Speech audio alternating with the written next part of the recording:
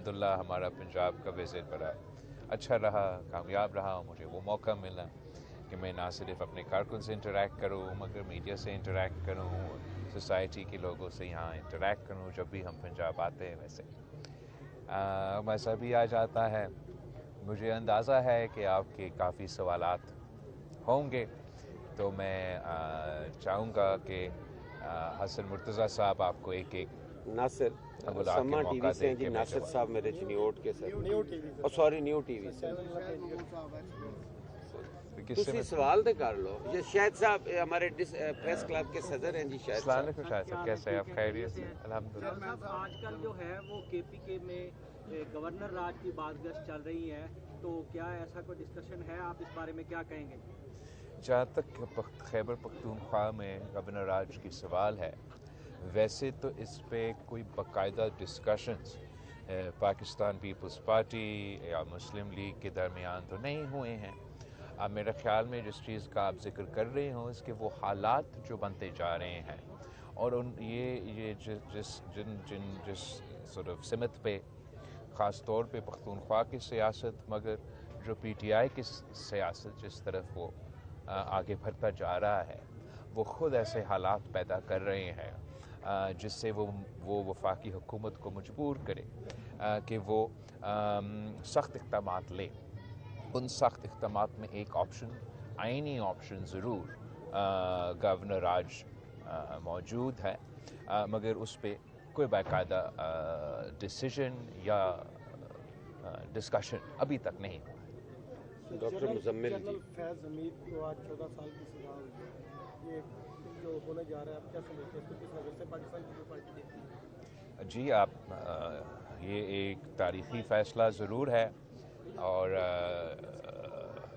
General فیض صاحب کو 14 سال سزا آج ملا ہے مختلف جرائم کے مطابق. جہاں تک مجھے اندازہ ہے شاید مزید تحقیقات اور انویسٹیگیشنز یا ٹرائلز ہونے ہیں. میرے سیاسی زندگی میں دو ایسے لوگ تھے جو میں نے خود اپنے آنکھوں سے دیکھا ہے، جو اپنے وقت کے فرعون تھے، اور میں سمجھتا ہوں کہ یہ ایک تو خان صاحب خود ہے، جو وزیر اعظم ہوتے ہوئے ہر کسی کو جیل بھیجنے کا نہ صرف دھمکی عملی طور پہ بھیج بھی جاتا تھا، اور وہ طاقت کا نشہ میں پتہ نہیں کیا کیا دھمکیاں دیتا تھا کہ وہ اسی بھی نکال دے گا، وہ فلاں کر دے گا، وہ فلاں کر دے گا. انہوں نے یہ ہماری سیاست میں ایک بار پھر ایک بری روایت ڈالی تھی کہ نہ صرف کہ جو سیاسی حریف ہیں، مگر ان سیاسی حریف، ان سیاسی مخالف کے جو گھر کے عورتیں ہیں، خواتین ہیں، ان کو بھی نشانہ بنایا گیا. اور مریم شریف صاحبہ کو، بریال تاجپور صاحبہ کو جس انداز میں ٹارگٹ کیا گیا، اور پھر اس میں ہم نے خود اپنے آنکھوں سے دیکھا کہ کس طریقے سے اس کو اسی زندگی میں ان ایکشنز کا نہ صرف جواب دینا پڑا، بٹ اب وہی اسی قسم کی مشکلات آج بھگت رہے ہیں، اور وہ متفق عمل ہے کہ وہ آج خود جناب جیل میں ہے. اس کے ساتھ ساتھ ایک یہ جنرل فیض صاحب تھا، جو اپنے طاقت کے نشے میں نہ کسی سیاستدان کو، نہ کسی میڈیا ہاؤس کو، نہ کسی ہماری سوسائٹی میں، اس نے اپنے عہد کے خلاف ورزی، اپنے کام کے خلاف ورزی کرتے ہوئے پتہ نہیں کیا کیا کیا. اور آج ہم وہ دن دیکھ رہے ہیں کہ اس کو بھی اسی زندگی میں ان کی جرائم کا جواب دینا پڑ رہا ہے. میں سمجھتا ہوں کہ یہ ایک بہت تاریخی فیصلہ ہے. اب ویسے تو مکمل ڈیٹیلز مجھے موقع نہیں ملا نہ دیکھنے کے لیے، نہ اس کا تفصیل پہ پتہ کرنے کے لیے. میرا خیال میں اب آگے اس کے لیے بھی اپیل کے اور ایسے فورمز موجود ہوں گے. اپنے طور پہ تاریخی فیصلہ ہے، اور میں سمجھتا ہوں کہ سب کو توبہ بھی کرنا چاہیے اور اپنا زندگی کو ایسے گزارنا چاہیے، خاص طور پہ وہ لوگ جن کو کسی نہ کسی وجہ سے اللہ تعالیٰ کبھی آپ کو کوئی موقع دیتا ہے، اختیار دیتا ہے، ذمہ داری دیتا ہے، تو اس ذمہ داری کو آپ کو صحیح انداز میں اس پہ عمل درآمد کرنا چاہیے. سر اس سے جڑا ہوا ایک سوال ہے، ماضی میں لیفٹیننٹ جنرل شجاع پاشا اور ظہیر الاسلام پر بھی اسی طرح کے الزامات تھے کہ وہ پولیٹیکل انجینئرنگ کرتے ہیں، سیاسی سرگرمیوں میں ملوث ہیں. آپ سمجھتے ہیں کہ ان کو بھی اس طرح کا ان کا بھی ٹرائل ہونا چاہیے؟ میرے خیال میں ان میں سے ایک کے خلاف تو ٹرائل ہوا تھا اور سزا ایٹسٹرا بھی ہوا تھا، دوسرا کے خلاف ابھی تک نہیں ہوا.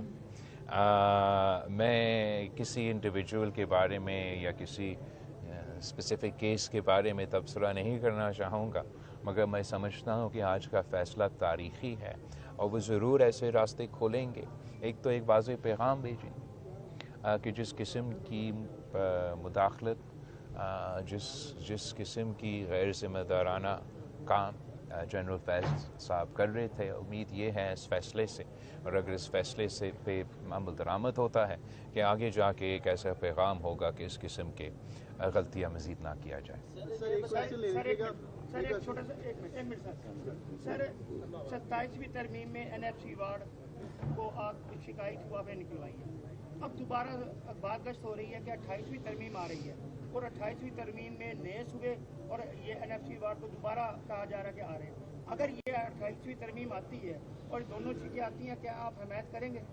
جہاں تک 27th امینڈمنٹ کی بات ہے، پاکستان پیپلز پارٹی سمجھتی ہیں کہ اس میں ہمارے لیے تو سب سے بڑا کامیابی یہ تھا کہ ہم نے جو چارٹر آف ڈیموکریسی میں وعدہ کیا تھا شہید محترمہ بینظیر بھٹو اور نواز شریف صاحب کی دستخط کے مطابق کہ ہم آئینی عدالت بنائیں گے، وہ آئینی عدالت بھی ہم نے بنایا. اس آئینی عدالت کو تمام صوبے کے برابر کا نمائندگی جو پاکستان پیپلز پارٹی کی بہت ہی پرانی مطالبہ تھا، اس کو بھی یقینی طور پہ عملی طور پہ ہم نے 27ویں ترمیم کے مطابق یہ آئینی عدالت کو تمام صوبوں کو برابری کا نمائندگی. اور یہ بھی ایک فخر کی بات ہے کہ جب سے سب سے پہلے جو اس آئینی عدالت کا سربراہ ہے، جو کانسٹیٹیوشنل کورٹ کا چیف جسٹس ہے، جنوبی پنجاب سے تعلق رکھتا ہے. دوسرا، پاکستان پیپلز پارٹی کے لیے جو ہم سمجھتے ہیں سیاسی طور پہ ہمارے منشور کی جیت ہے، ہمارا نظریہ کی جیت ہے، وہ یہ کہ جو وفاقی حکومت کی تجویز تھا یا ڈیزائر تھا کہ NFC ایوارڈ کے جو ہم نے تمام صوبوں کو تحفظ دلوائے تھا 18ویں ترمیم کو، اور وہ اس کو ہٹانا چاہتے تھے، وہ ہم نے روکا. وہ پاکستان پیپلز پارٹی کی بہت بڑا کامیابی ہے. میں سمجھتا ہوں کہ اگر وہ شرط جو صوبوں کو مالی مسائل کو آئینی طور پہ تحفظ دلواتا ہے، اگر وہ شرط مٹایا جاتا تو اس کا سب سے بڑا نقصان صوبہ پنجاب کو ہوتا، اور ہم نے وہ 27th امینڈمنٹ کے دور میں جو ان کا کوشش تھا وہ روک پایا. جہاں تک 28th امینڈمنٹ کی بات ہے، وفاقی حکومت نے ہم سے انگیج نہیں کیا ہے، نہ کسی نیا صوبہ بنانے میں.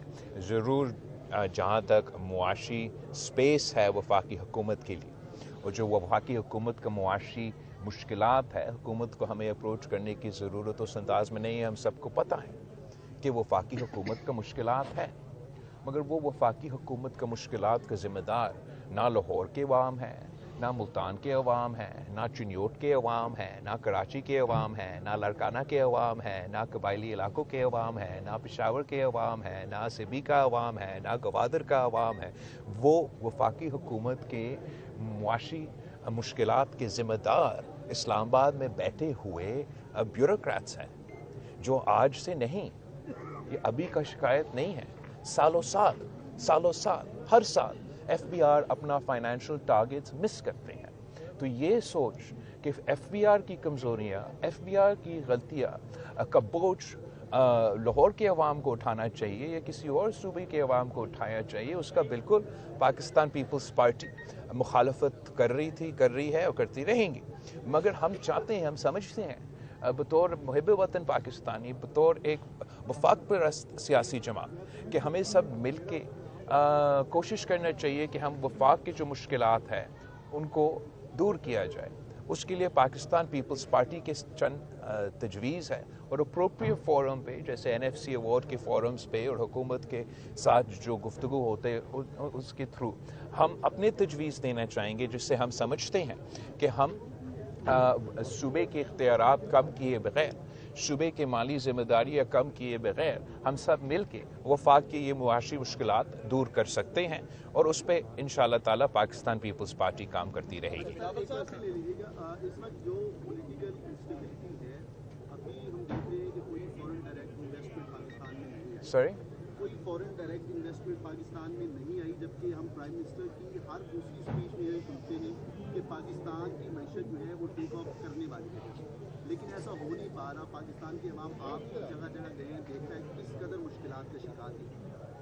कब ऐसा पॉसिबल होगा कि पाकिस्तान की माशी इस वक्त जो सिचुएशन चल रही है इससे बाहर निकल सकेगा और हमारी जो एक्सपोर्ट्स है वो कुछ बेहतर होंगी, ताकि आम लोग जो है उनकी कुछ ज़िंदगी बेहतर हो। जहाँ तक मुआशी सूरत हाल है, अवाम के पास मुआशी मुश्किलात तो मौजूद ज़रूर हैं, मगर हुकूमत की ये मौक़िफ़ कि इन्होंने मुल्क को मुआशी मुश्किलात से निकाले हैं, ये मुआशी सूरत हाल को बेहतर करवाए हैं, उसमें भी कुछ हकीकत तो ज़रूर है। जब PDM ने हुकूमत संभाला तो उस वक्त मुल्क जो है वो डिफ़ॉल्ट होता जा रहा था और जो मुआशी मुश्किलात तब थे, जो महंगाई का तूफ़ान तब था, जो बेरोज़गारी के मुश्किलात तब थे, वो तो अरूज पे थे। और आपको ये हम सबको ये मानना पड़ेगा कि शहबाज शरीफ साहब ने और उनकी टीम ने मुआशी पोजीशन से उन मुश्किलात से हमें निकाले। अब जहाँ तक फॉरेन डायरेक्ट इन्वेस्टमेंट की सवाल है, मैं समझता हूँ कि ये तो बिल्कुल हकीकत नहीं है ये कहना कि कोई फॉरेन डायरेक्ट इन्वेस्टमेंट नहीं हो रहा। कुछ फॉरेन डायरेक्ट इन्वेस्टमेंट ज़रूर हो रहा है, शायद हुकूमत मज़ीद चाहता है। मैं समझता हूँ कि फॉरेन डायरेक्ट इन्वेस्टमेंट के साथ साथ या फॉरेन डायरेक्ट इन्वेस्टमेंट से ज़्यादा एक्सपोर्ट्स पे फोकस करना चाहिए और पाकिस्तान को अपना उन सेक्टर्स को सपोर्ट करना चाहिए जिससे हम अपने एक्सपोर्ट्स में इजाफा कर सकें। पाकिस्तान पीपल्स पार्टी समझती है कि जो सपोर्ट वफाकी हुकूमत, सूबाई हुकूमत मसलन ज़राई शोबे को दे सकते, वो इस वक्त उतना नहीं दे रहे जितना हमें देना चाहिए।